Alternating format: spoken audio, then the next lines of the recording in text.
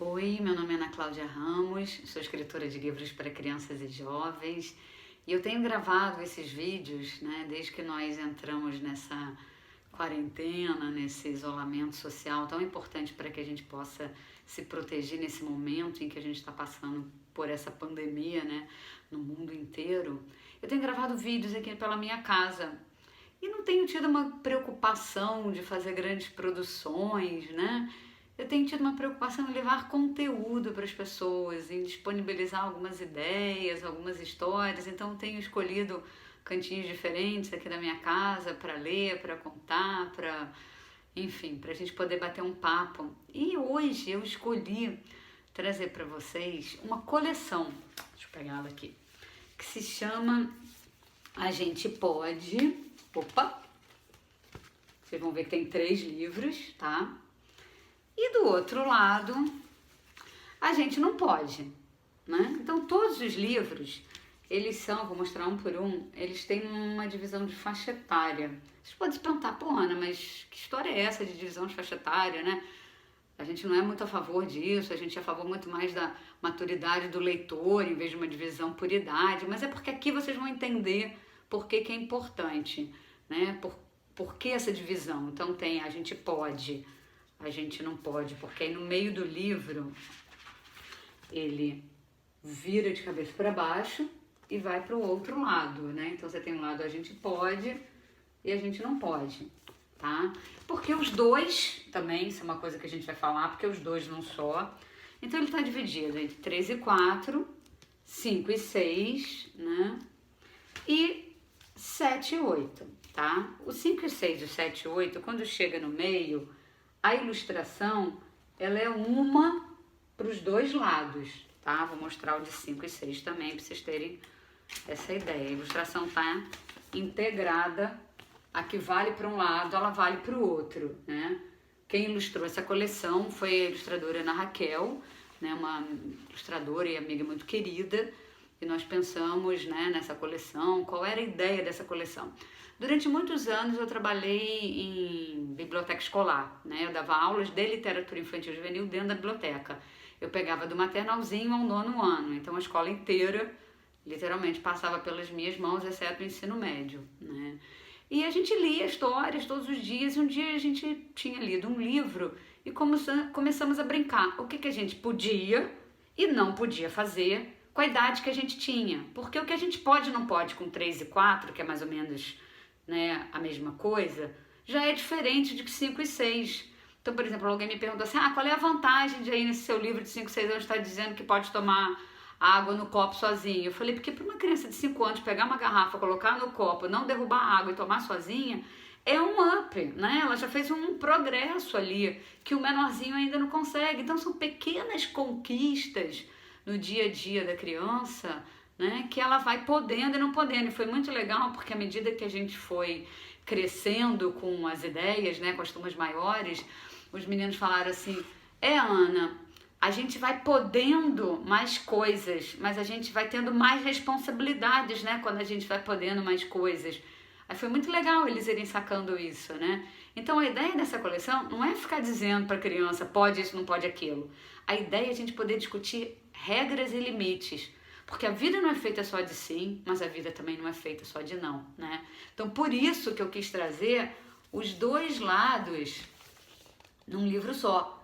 Imagina se eu tivesse um livro só pro não e um livro só pro sim, Muita gente ia querer comprar só o não para criança, o que também não é bom, Ou então talvez a criança quisesse comprar só o sim, o que também não é bom, porque a gente tem que aprender a ouvir o não, a gente tem que aprender a dizer não, O sim e o não, eles têm aí que estar num equilíbrio, e é um fio muito tênue entre o sim e o não, Muitas vezes na educação das nossas crianças e jovens.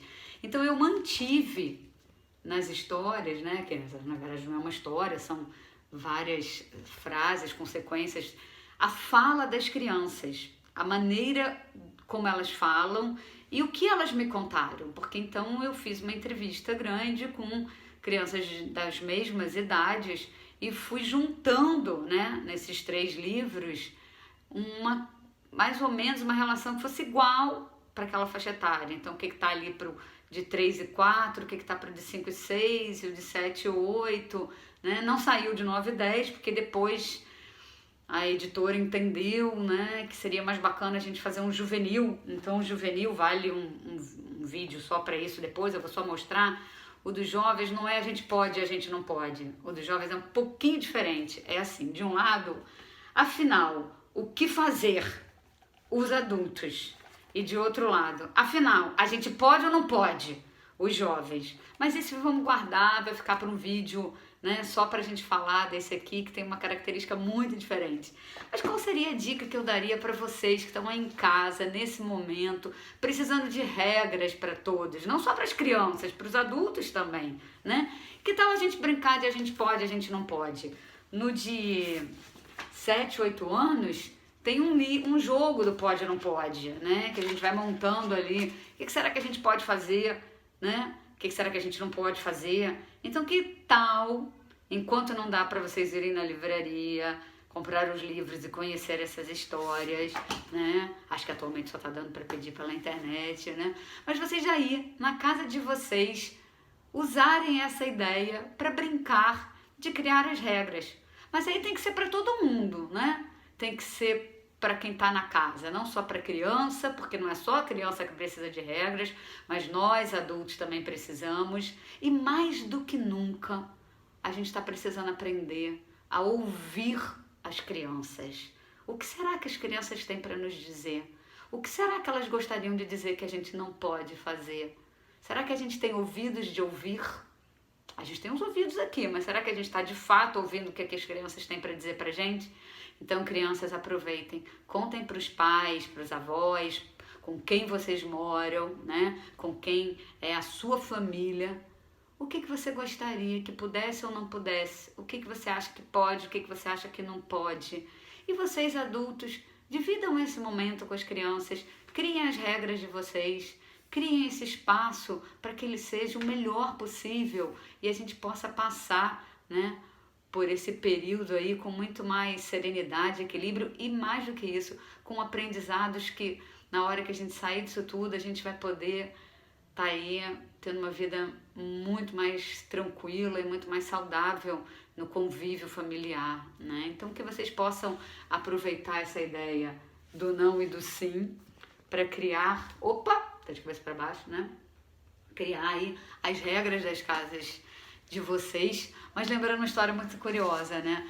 Essa coleção, uma vez eu estava numa livraria, por acaso, literalmente por acaso, e eu vi uma mãe, né, com um dos livros nas mãos. Ela dizia assim: tá vendo, filho? Olha aqui o que a autora disse que não pode. Aí a criança virou e falou assim: tá vendo, mãe? Mas ela disse que aqui pode, você não me deixa. Então a ideia é exatamente essa. Vamos discutir os limites, vamos discutir os podes e os não podes da vida, que com certeza quando a gente acha aí um equilíbrio, a vida fica muito mais tranquila, né? Depois me conta, vem aqui, me conta se deu certo, né? Pode me escrever pelo Instagram, que é @AnaClaudiaEscritora, pelo Facebook também, né? Ana Cláudia Escritora. Me conta como é que foi viver essa experiência e criar esse jogo aí do pode e não pode na sua casa, tá bom? Um beijo bem grande e até a próxima!